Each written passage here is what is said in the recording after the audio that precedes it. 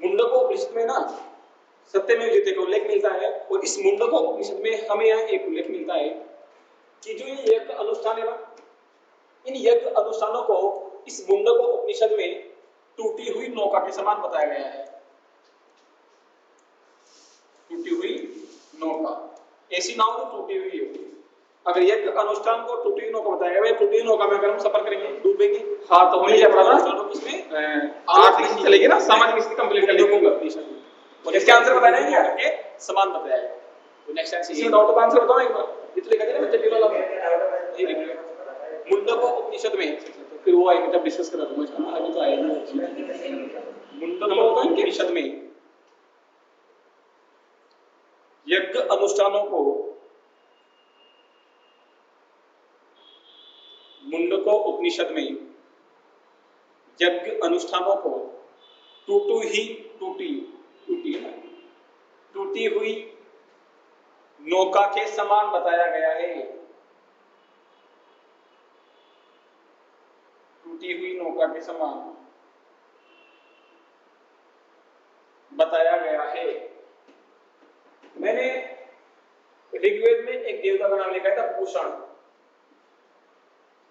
किसका देवता था पूषण ऋग्वेद में? ऋग्वेद में पूषण देवता किसका था?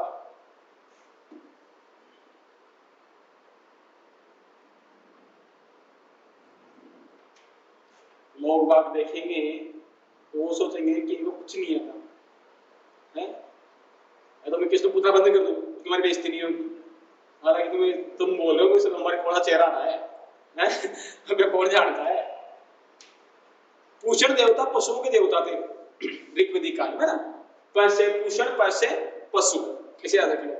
पूषण देवता किसके थे? पशुओं के थे। लेकिन उत्तरवैदिक काल तक आते आते पूषण देवताओं के थे शूद्रों के। शूद्रों थे ना, उन शूद्रों के देवताओं के थे। इस समय तक आते आते शूद्र ही इनको मोस्टली मानने लगे थे पूषण लोग, पूषण देवता ना। दूसरी चीज, इस उत्तरवैदिक काल में जो ज्ञान मार्ग होता है, एक बार इसको लिख लो फिर आगे वाले पेज में लिखता हूं। इसको तो लिख लो पूषण, और पूषण के सामने एरो लगा के लिख लो शूद्रों के देवता। पूषण शूद्रों के देवता। देखो उत्तरवैदिक काल में ज्ञान मार्ग ज्यादा प्रसिद्ध होने लग गया था। ऋग्वेदिक काल में थोड़ा ज्यादा प्रचलन चलता था कर्म कांड का, लेकिन यहाँ पर जो ज्यादा प्रचलित हुआ था वो क्या होने लग गया था? ज्ञान मार्ग ज्यादा प्रचलित होने लग गया था। उत्तरवैदिक काल में जो शूद्र थे ना, शूद्र, इन शूद्रों को यज्ञ का अधिकार नहीं था, ये यज्ञ नहीं कर सकते। दूसरा, हम संस्कार पढ़ेंगे थोड़ी देर बाद, 16 संस्कार होते हैं ना, उन 16 संस्कारों में से एक संस्कार आता है उपनयन संस्कार।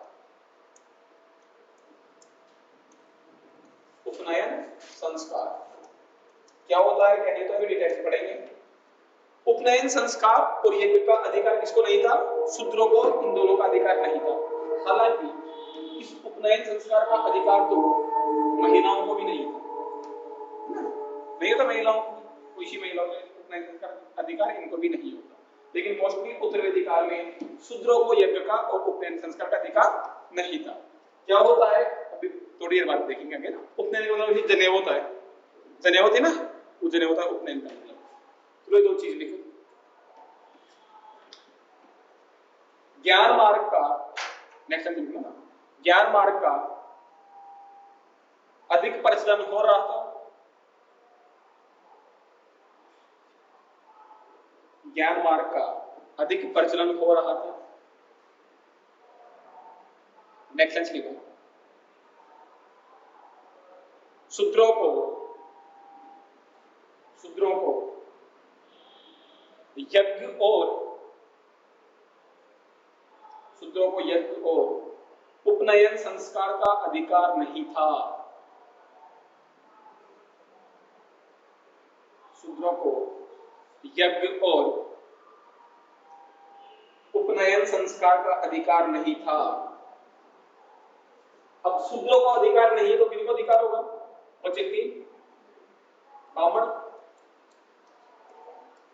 क्षत्रिय और वैश्य, इन तीनों को उपनयन संस्कार का अधिकार था। उपनयन संस्कार का मतलब ये होता है कि जब आप उपनयन जनेऊ धारण करोगे ना, उसके बाद आपका दूसरा जन्म माना जाता है। कि उपनयन धारण करने से पहले का तो आपका अलग था जीवन, और उसके बाद धारण करने के बाद आपका जीवन अलग है, तो दो जन्म माने जाते हैं, है ना। तो इन तीनों का, ब्राह्मण, क्षत्रिय और वैश्यों को उपनयन संस्कार का अधिकार था। इस वजह से इन तीनों को हम द्विज बोलते हैं। इन तीनों का बोलते हैं द्विज। द्विज का मतलब है दो बार जन्म। द्विज का क्या मतलब होता है? दो बार जन्म। एक तो जन्म हो गया और जन्म, दूसरा उपनयन संस्कार के बाद इसको दूसरा जीवन माना जाता है। इस उत्तरावधि काल में मूर्ति पूजा और मंदिरों का साक्ष्य नहीं मिलता। मूर्ति पूजा भी नहीं मिलती और मंदिर भी नहीं मिलते, क्योंकि मैंने कहा था भाई निर्गुण भक्ति करते हैं, तो निर्गुण करके मूर्ति पूजा कहां से करेंगे? दोनों चीजें नहीं मिलती। तो देखो नेक्स्ट, ब्राह्मण, क्षत्रिय, ब्राह्मण, क्षत्रिय और वैश्य को, ब्राह्मण, क्षत्रिय और वैश्य को द्विज कहा गया है। द्विज कहा गया है। नेक्स्ट टाइम देखो, मूर्ति पूजा, मूर्ति पूजा और मंदिरों के, मूर्ति पूजा और मंदिरों के कोई प्रमाण नहीं मिलते। मूर्ति पूजा और मंदिरों के कोई प्रमाण नहीं मिलते। लिख लिया? देखो, जो ऋग्वेदिक काल है ना, ऋग्वेदिक काल तो भौतिकवादी काल था। भौतिकवादी कैसे? कि इन द सेंस, आज मैं अगर पैसे कमा रहा हूं ना, तो मैं अगले जो मेरे बेटे बेटे आएंगे ना, उनके लिए मैं जमा नहीं करूंगा, खुद के ऊपर खर्च करूंगा। जिसे आजकल फॉरेन में देखते हैं, अमेरिका वगैरह में खुद खाते हैं, खुद कमाते हैं, मौज लेते हैं ना, मस्त, वो भौतिकवादी है। तो ये भौतिकवादी था ऋग्वेदिक काल। ऋग्वेदिक काल में टेंशन नहीं थी, फालतू के लोड नहीं लेते थे वो, कि आगे वाले के लिए जमा करें, आने कुछ आगे वाले देखेंगे, अपना काम करोगे, तो भौतिकवादी थे। लेकिन उत्तरवैदिक काल में आते आते ये भौतिकवादी समाप्त हो गए था, और इनके एक प्रचलन आ गया मोक्ष वाला, कि मोक्ष की अवधारणा ज्यादा प्रचलित होने लगी। कब? उत्तरवैदिक काल में मोक्ष की अवधारणा, और इस मोक्ष की अवधारणा से ही ये उत्तरवैदिक काल वाले धर्म का संग्रहण करने लग गए थे, आगे वाले बच्चों की टेंशन लेने लग गए थे। दूसरा, मोक्ष के लिए लोगों में डर पैदा हो रहा था। कैसे? ऐसे कि अगर तुम ये काम करोगे, तुम्हें अगले जन्म में, क्योंकि ऐसे बताया है कि 84 लाख योनि आए, है ना, आदमी भाई जब जाके आदमी मिलता है। इसे बोलते हैं कि स्वर्ग में 84 लाख गेट है, तुम किस गेट में घुस जाओगे तुम्हें पता नहीं है, आंख बंद करके छोड़ देंगे, क्या तुम कुत्ता बन जा रहे, तुम बिल्ली बन जाओ, तुम गाय बन जाओ, तुम मोर बन जाओ, पता नहीं है कुछ, इंसान कब बनो कब नहीं बनो। तो मोक्ष उससे रिलेटेड है। मोक्ष का मतलब है कि तुम इन 84 लाख योनियों में नहीं भटकोगे। मोक्ष का मतलब है तुम्हारा इस पृथ्वी लोक से ही पाला छूट जाएगा ना, नातक कत्ते घंटा ही मिटेगा इस पृथ्वी लोक का, तुम वापस नहीं आ सकते। मोक्ष का मतलब वो होता है, हाँ, किसी भी रूप में तुम्हारा दोबारा जन्म नहीं होगा। मोक्ष का मतलब वो होता है। तो ये इंसान जन्म लेते हैं, तो इंसान भी सही है क्या? इंसान भी ये तो सेम दुखी तो हमारी आत्मा, तो आत्मा की मोक्ष की प्राप्ति करते हैं। मोक्ष की प्राप्ति यानी किसी भी रूप में दोबारा जन्म नहीं ले, वो है मोक्ष। स्वर्ग में रहते हैं भगवान के पास, वहीं मूर्ति पूजा करते हैं भगवान की, वो चीज। तो मोक्ष की अवधारणा आने लगी कब? उत्तरवैदिक काल में। इस उत्तरवैदिक काल में काला जादू भी आने लग गया था, जादू टोना, तंत्र मंत्र, हाँ, काला जादू। इस समय इसका प्रचलन चलने लगा था उत्तरवैदिक काल में। ऋग्वेदिक काल में ऐसा कोई नहीं था।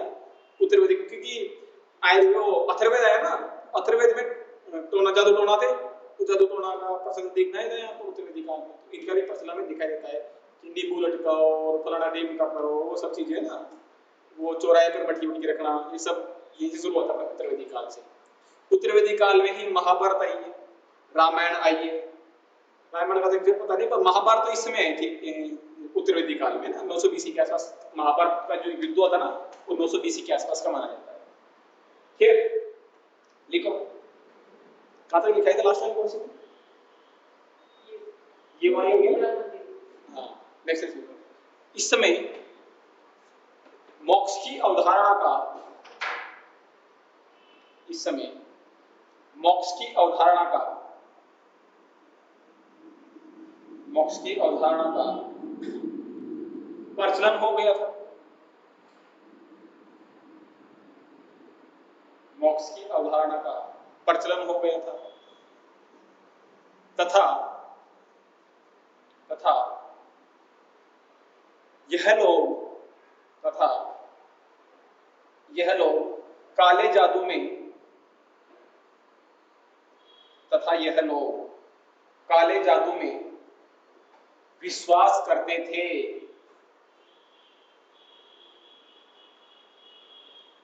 किसमें विश्वास करते थे?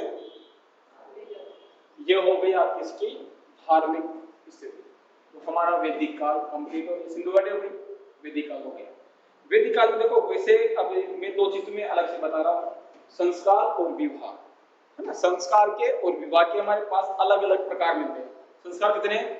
16 संस्कार होते हैं। विवाह 8 प्रकार के होते हैं, जिसमें से 4 विवाह को हमने कहा है प्रशंसनीय विवाह, और 4 विवाह का हमने निंदनीय विवाह। उनके बारे में देखिए कौन कौन से विवाह प्रशंसनीय है। तो आप लगाओ नोट, और नोट में हेडिंग लगाओ संस्कार।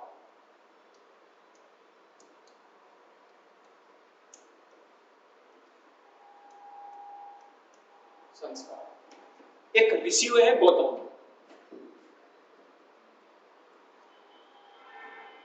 इन गौतम ऋषि ने संस्कारों की संख्या बताई है 16। कितनी बताइए? 16। संस्कार 16 होते हैं। कौन कौन संस्कार है और कौन से इंपोर्टेंट रहेंगे वो मैं बताऊंगा। सबसे पहला संस्कार है गर्भाधान संस्कार। गर्भाधान वाला, गर्भ धारण करने वाला वो संस्कार। जब बच्चा मतलब गर्भधारण होता है ना, तब जो संस्कार किया जाता है उसको बोलते हैं गर्भाधान संस्कार। गर्भाधान संस्कार के बाद दूसरा संस्कार है पुंसवन संस्कार।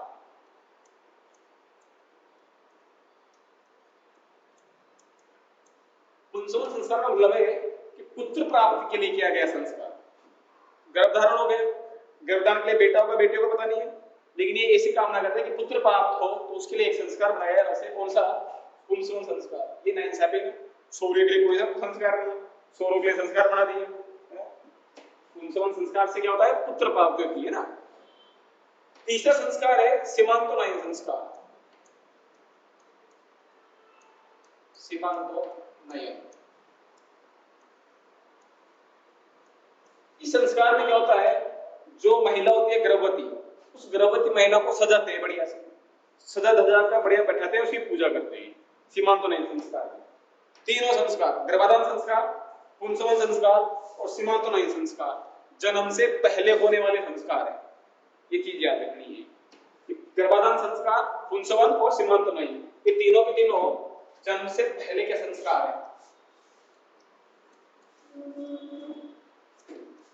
क्योंकि जन्म नहीं हुआ ना, जन्म तो अब होगा। ये जो सीमांतोनयन संस्कार करते हैं, ये तीसरे महीने से 8वें महीने के बीच में करते हैं। तीसरा महीना लगता है ना, तीसरे महीने से 8वें महीने के बीच सीमांतोनयन संस्कार करते हैं। इसके बाद जो चौथा संस्कार है वो है जात कर्म संस्कार।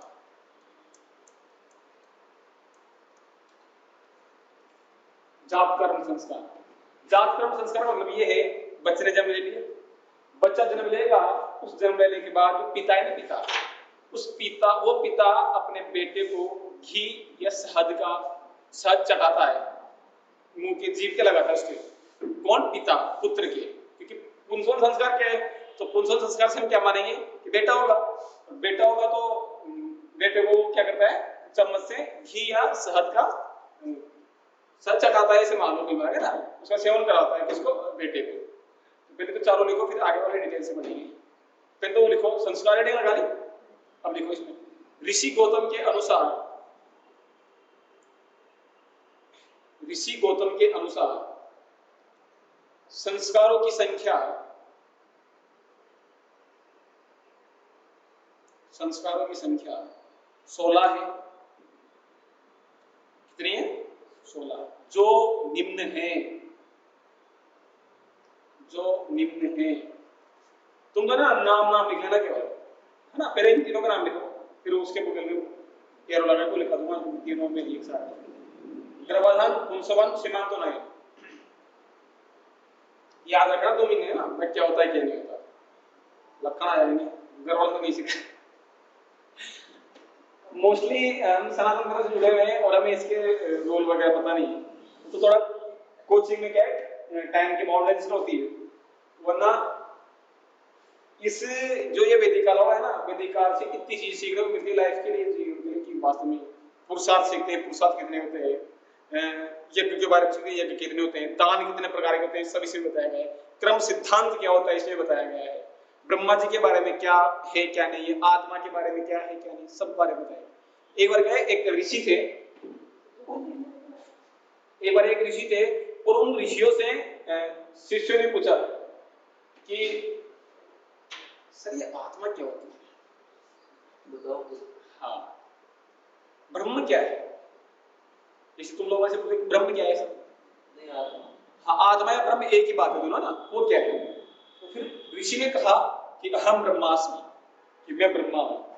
उन्हें पूछा सर ब्रह्म कौन है? तो ऋषि ने कहा कि अहम ब्रह्मास्मि। अच्छा, आप ब्रह्मा हो तो हम कौन है? कि तुम ब्रह्मास्मि, मैं भी ब्रह्मा हूं, आप भी ब्रह्मा हो। अच्छा, तो सर आप भी ब्रह्मा हो और मैं भी ब्रह्मा हूं, तो ये सब कौन है? प्रज्ञान ब्रह्मास्मि, सारा जगत ही क्या है? ब्रह्मा है। अच्छा, सारा जगत ही ब्रह्मा है।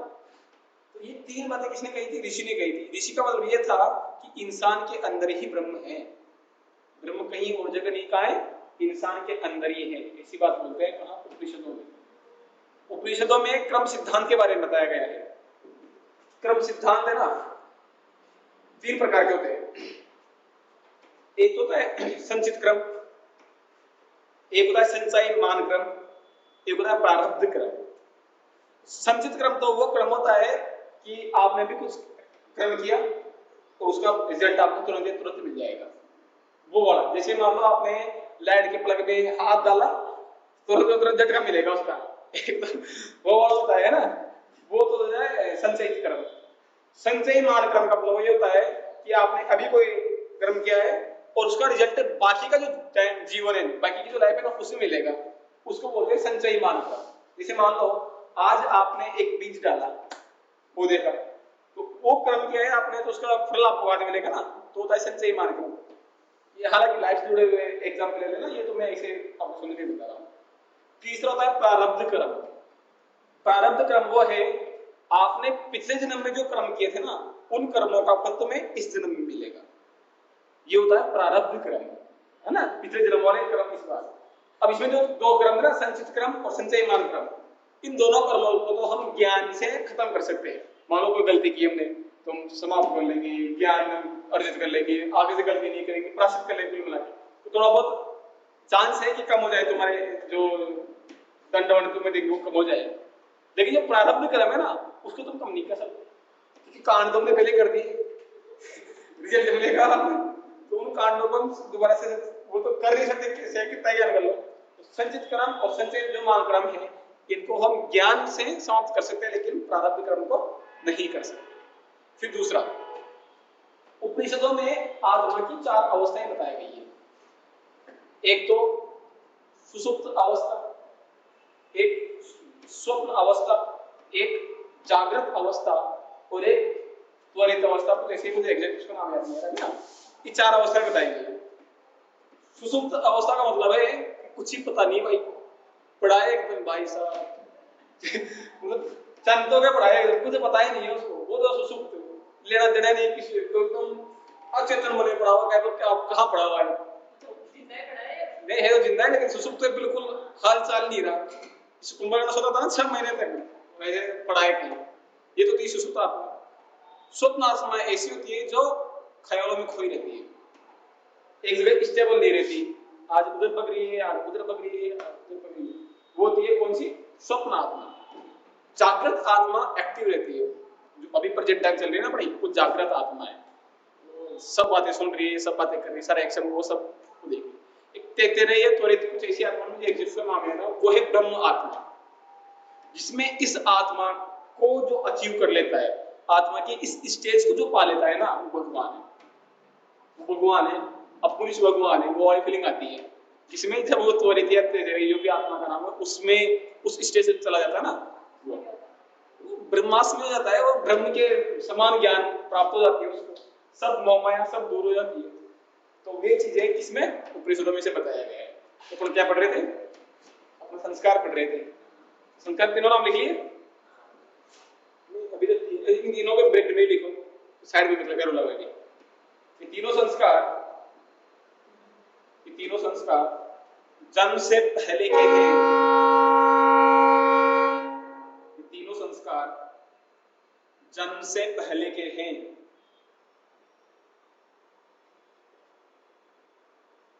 जन्म से पहले के हैं, लिख लिया, जानकारी में लिख लिया ना। अब देखो जो पांचों संस्कार है ना, वो है नामकरण। नामकरण संस्कार है, जन्म के छठे दिन नामकरण करते हैं ना बच्चे का, नामकरण संस्कार है। इसके बाद संस्कार है विष्कर्मण संस्कार। विष्कर्मण यानी बच्चे को पहली बार सूर्य के दर्शन कराए जाते हैं, पहली बार रूम से बाहर लाया जाता है, कब? निष्क्रमण संस्कार के दौरान। अगला संस्कार है चूड़ाकरण। चूड़ाकरण संस्कार, चूड़ाकरण संस्कार यानी जड़ूले, है ना, जो जड़ूले होते हैं ना उनको बोलते हैं चूड़ाकरण संस्कार। सॉरी चूड़ाकरण उसको नहीं बोलते, सॉरी चूड़ाकरण बोलते हैं कर्णछेद को। जूड़ा जोड़ा नहीं चूड़ा, कर्णछेद होता है, कान छिदवाते हैं, उनको बोलते हैं चूड़ाकरण संस्कार। इसके बाद विद्यारंभ संस्कार।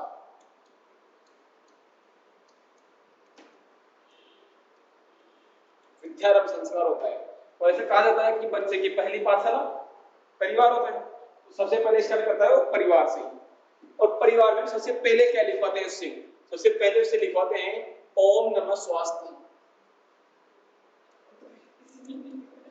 ओम नमः स्वास्ति, सबसे पहला वर्ड ये लिखवाते हैं किसी भी बच्चे से, है ना, कब? विद्यारंभ होता है उसको। फिर इसके बाद संस्कार आता है उपनयन संस्कार।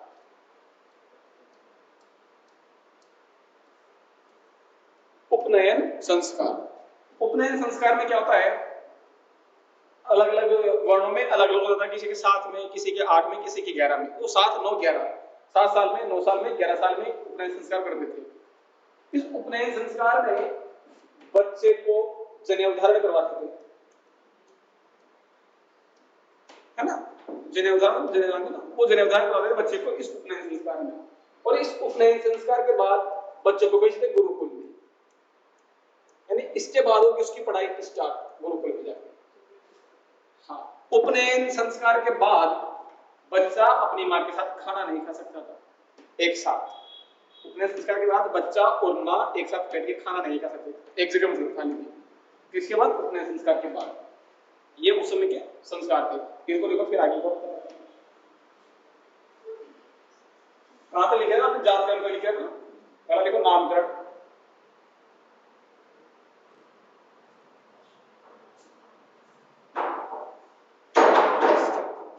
आराम से भाई,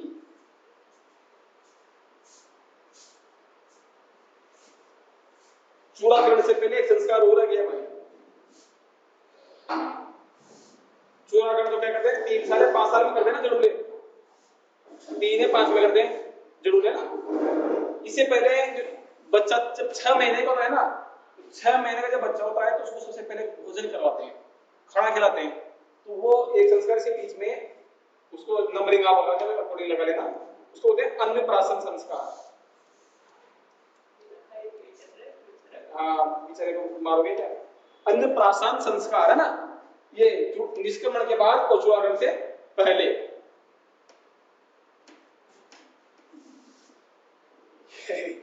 लिख लिया क्या? ये निष्क्रमण क्या है? सूर्य दिखाते हैं ना, हाँ, पहली बार कैसे बाहर निकालते हैं, हाँ, वो आप बोला था ना जन्म के छठे दिन, हाँ छठे दिन, हाँ छठे दिन,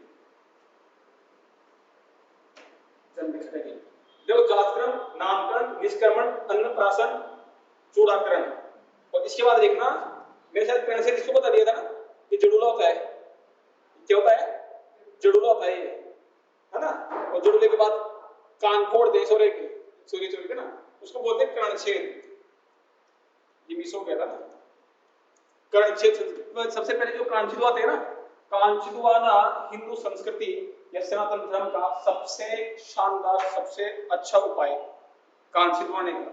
सबको कान छिदवाने चाहिए। कान छिदवाने से एकाग्रता है ना, जो आपका कंसंट्रेशन है वो बढ़ता है, क्योंकि कान का डायरेक्ट कनेक्शन है अपने माइंड से।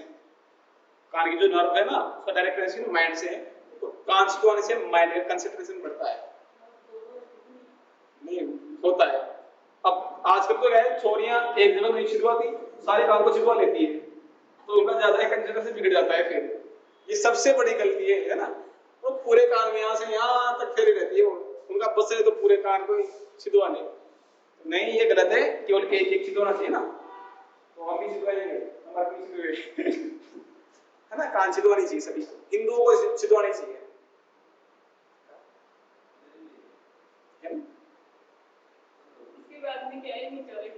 कर्णछेद लिख लिया। कर्णछेद के बाद कहाँ गया ऊपर वाला? विद्यारंभ। कर्णछेद के बाद है विद्यारंभ। लिख लिया भाई, 100 संस्कार है नाम। विद्यारंभ के बाद उपनयन वाला। उपनयन लिख लिया। सबसे इंपॉर्टेंट कौन है? कर्णछेद वाला सबसे इंपॉर्टेंट संस्कार। कर्णछेद वाला जिसके नीचे हुए, वो जो नीचे हुआ है उसके कल नीचे हुआ छिदवा दूंगा यार। छिदवा क्या ना आप भी, है ना? छिदवा क्या? अच्छा, नीम की डंडियां में क्या डालते हैं स्टार्टिंग में, तो उसे वो नहीं होता, सूजन वगैरह नहीं आती। बताइए, आज तो मशीन आ गई, खट से पता ही नहीं चलता कब छेद देते हैं।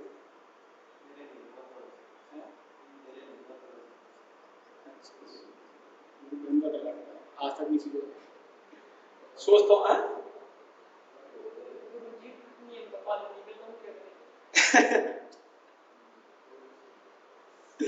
लिख लिया क्या?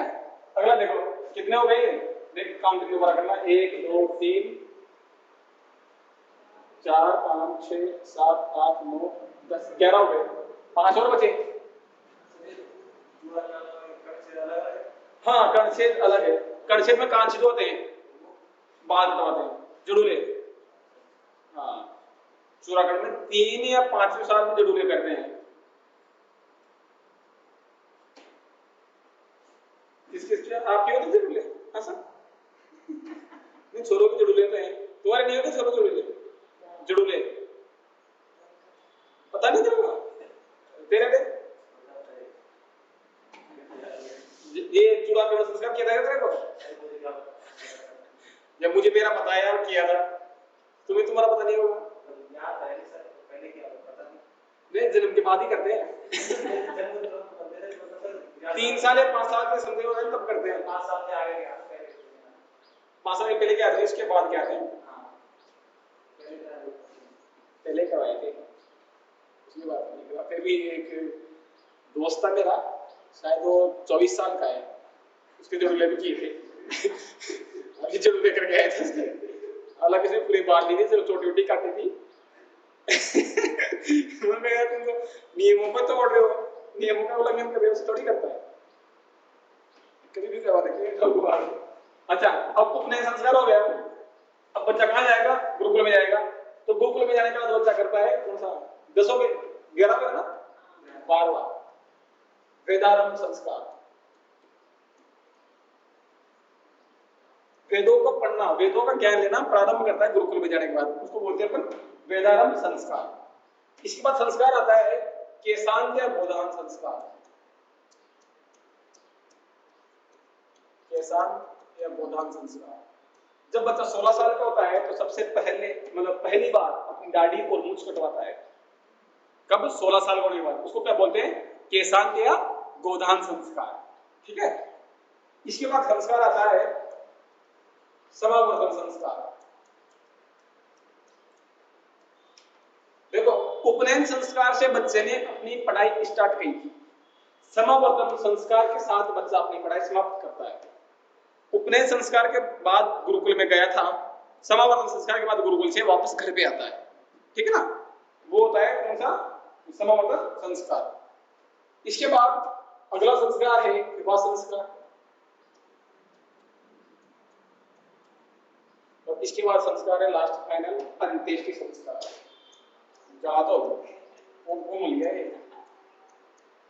अंत्येष्टि संस्कार। ये है 16 संस्कार। सबसे पहला है गर्भाधान, दूसरा पुंसवन, तीसरा सीमांतोन्नयन, चौथा जातक्रम, पांचवा नामकरण, छठा निष्क्रमण, सातवां अन्नप्राशन, आठवां चूड़ाकरण, नौवां है कर्णछेद, 10वां है कौन सा विद्याधर्म, और 11वां है उपनयन संस्कार, 12वां है वेदारंभ संस्कार, 13वां केशांत है गोदान संस्कार, 14वां है समावर्तन संस्कार, 15वां है विवाह संस्कार, और 16वां है काम तमाम संस्कार, है ना। लिख लो 16 के 16 संस्कार, सारे संस्कार पढ़ा दी तुमने। संस्कार आ जाने चाहिए तुम लोगों में।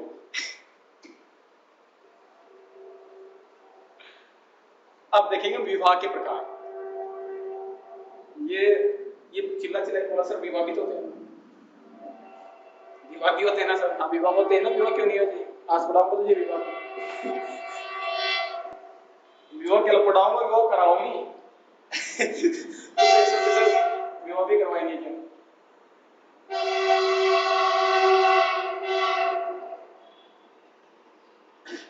लिख लेगा संस्कार, लिखिए। अब नोट में पहले संस्कार लगाए थे, नोट में दूसरे लिखा विवाह, आज कराते तो विवाह सर, कितने को दिया जाएगा? विवाह देखो, सबसे प्राचीन स्मृति हुई है मनुस्मृति। इस मनुस्मृति में विवाह के 8 प्रकार बताए गए हैं। विवाह कितने प्रकार के होते हैं? 8 प्रकार के विवाह होते हैं। इन 8 को भी हमने 2 भागों में डिवाइड किया है। एक प्रशंसनीय विवाह, जिनकी प्रशंसा की जा सकती है। दूसरा है निंदनीय विवाह, जिनकी समाज में निंदा होती है, वो तो है निंदनीय विवाह। अब देखते हैं प्रशंसनीय विवाह कौन से, निंदनीय कौन से। 4 विवाह होते हैं प्रशंसनीय। ब्रह्म विवाह, आर्ष विवाह, देव विवाह और प्रजापत्य विवाह। ब्रह्म विवाह, देव, आर्ष विवाह, देव विवाह और प्रजापत्य विवाह। ये 4 विवाह तो है प्रशंसनीय, जिनकी समाज में प्रशंसा की जाती है। निंदनीय विवाह कौन से हैं? राक्षस विवाह, असुर विवाह, पिशाच विवाह, इन नाम से निंदनीय लग रहे हैं, और एक गंधर्व विवाह। 4 विवाह है प्रशंसनीय, 4 विवाह है निंदनीय। प्रशंसनीय विवाह कौन से हैं? ब्रह्म विवाह, आर्ष विवाह, देव विवाह और प्रजापति विवाह। निंदनीय विवाह है राक्षस विवाह, असुर विवाह, पिशाच विवाह और गंधर्व विवाह। एक बार देखते हैं क्या क्या क्या, एक बार लिख लो तो समझा दूंगा मैं, क्योंकि एक बार डिटेल से नहीं देखा, मैं कहीं नहीं पूछेगा, समझाएंगे ना। लिखो फिर, संस्कृत विवाह लगा दिया, इसमें लिखो मनुस्मृति के अनुसार, according to Manusmriti, marriage are 8 types. Manusmriti के अनुसार विवाह 8 प्रकार के होते हैं। कितने प्रकार के होते हैं? जिन्हें निम्न 2 भागों में विभाजित किया गया है।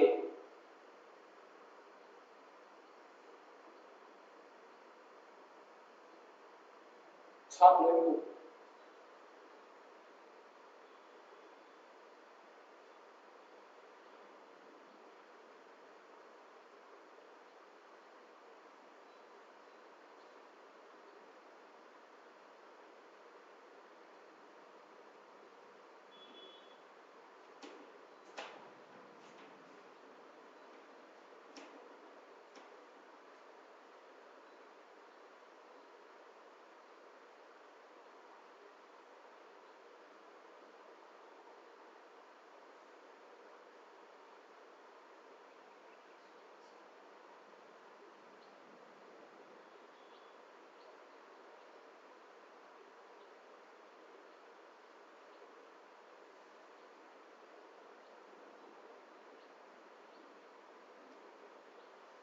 ठीक है,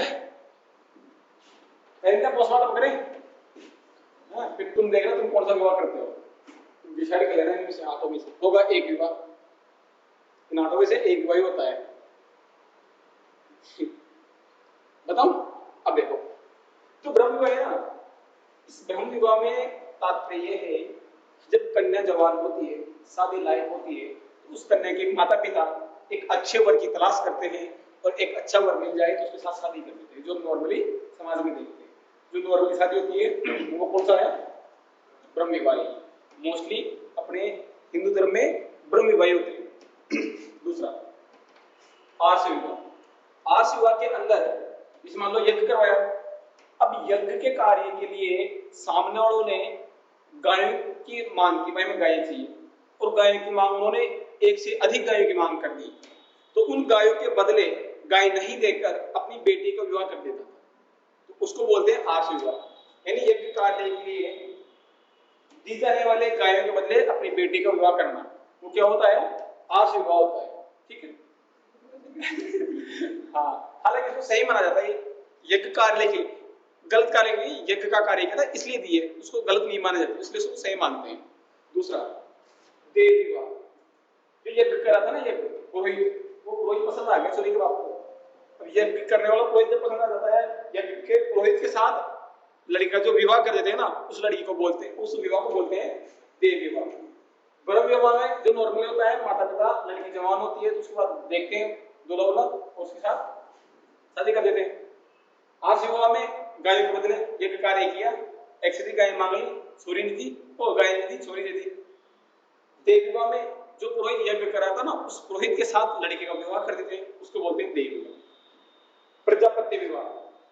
प्रजापत्य विवाह में छोरा आगे से जाकर छोरी का हाथ मांगता है, अंकल जी मुझे आपकी लड़की से शादी करनी है, ऐसा किसी विवाह में बोलता है। प्रजापत्य विवाह में बोलता है, लेकिन आगे के समय में कीमत कहाँ है क्या, अरे बोल सकते हैं क्या है। हाँ, प्रजापत्य विवाह क्या होता है, मतलब वर आगे से चलकर कन्या के पिता से उसका हाथ मांगता है, किसमें, प्रजापत्य विवाह में। इसमें तो माता पिता जाएंगे, इसमें गाय को बदले देगा, इसमें पुरोहित के साथ करेगा, इसमें वर आगे से जाकर कन्या का हाथ मांगेगा। ये तो हो गए प्रशंसनीय विवाह, इनकी समाज में प्रशंसा की जाती है कि अच्छी बात है, छोरा आगे से जाके सम्मान पूर्वक हाथ मांगा है ना, मगा वगा गिरी लेके गया। अब देखो किधर वाले में आ रहा हूं, ये है विवाह। इधर जो राक्षस विवाह ना, राक्षस विवाह, इस राक्षस विवाह में छोरी का किडनैप करते हैं, छोरी को छीन कर या उसका अपहरण करके लाते हैं राक्षस विवाह में, और अपहरण करके फिर उसके साथ शादी करते हैं, यानी किडनैपिंग है कुल मिलाकर लड़की।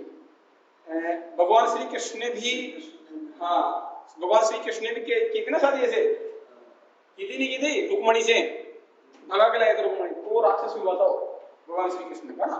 दूसरा अर्जुन ने की सुभद्रा से, अर्जुन ने सुभद्रा से की थी, तब उसने भी ऐसे ही किया था, वो भी उसको भगा के लेके आया था, तो दोनों को ऐसे जो है राक्षस विवाह है। असुर विवाह की बात करें, असुर विवाह में धन के बदले में, बाप को लालच आ गया धन का, और धन के बदले में कोई पिता अपनी बेटी की शादी कर देता है, करते ना बहुत सारे आजकल पैसे टक देते हैं शादी कर लो, उस धन के बदले में पिता अपनी बेटी का जो विवाह करता है, वो विवाह कौन सा होता है, असुर विवाह होता है, उसे बोलते हैं असुर विवाह। इसका अगला विवाह है पिशाच विवाह। पागल लड़की से या सोई हुई लड़की से, कोई लड़की सो रखी है या बावड़ी है, पागल है, उसे जबरन विवाह कर देते हैं, बेहोश करके कैसे भी करके जबरन शादी कर देते हैं, उसको बोलते हैं पिशाच विवाह। राक्षस विवाह में भगा के लाएगा, असुर विवाह में पैसों के लिए कर देगा, पिशाच विवाह में सोई हुई या पागल लड़की से जबरन शादी कर देते हैं, उसको बोलते हैं पिशाच विवाह। गंधर्व विवाह है लव मैरिज, गंधर्व विवाह क्या है, लव मैरिज। प्रेम विवाह को बोलते हैं गंधर्व, दोनों ने प्यार किया है, प्यार किया तो डरना क्या, तो डरना क्या, विवाह कर लो, तो उसको बोलते हैं गंधर्व विवाह, है ना। प्रेम विवाह को बोलते हैं गंधर्व विवाह। ठीक है, तो इन 8 विवाहों का उल्लेख मिलता है, जिसमें आज के टाइम पे देखा जाए मोस्टली तो ये वाला प्रचलित है, दूसरे नंबर पर ये वाला प्रचलित है ना। ये दो ही विवाह, राक्षस वाला भी क्या बड़ा कर लेते हैं, वो फिर विवाह नहीं है, वो भाग कर आते हैं, फिर भागने के बाद वापस अकल कर जाती है उनकी, तो वापस वापस आना पड़ता है। देखा है लाइव एग्जाम्पल यार मैं तो ये हो गया आपके विवाह, हो गया ना विवाह। कल बोला था विवाह भी तो करवाओगे ना, विवाह करवाऊंगा, करवा दिए ना। ले तेरी कॉपी ले जा, पढ़ाई किया कर, 20 में से 4 नंबर आए तेरे। ले नाम अनाउंस नहीं किया मैंने, रिकॉर्ड आई मेरी 20 में से 4 नंबर आए तेरे। 3 कॉपियां बाकी है, 3 को जब कल आएंगे वो महानस्तियां तब दे देंगे ना। ठीक है, बाकी पढ़ेंगे कल, पढ़ के आना, पूछूंगा, ठीक है।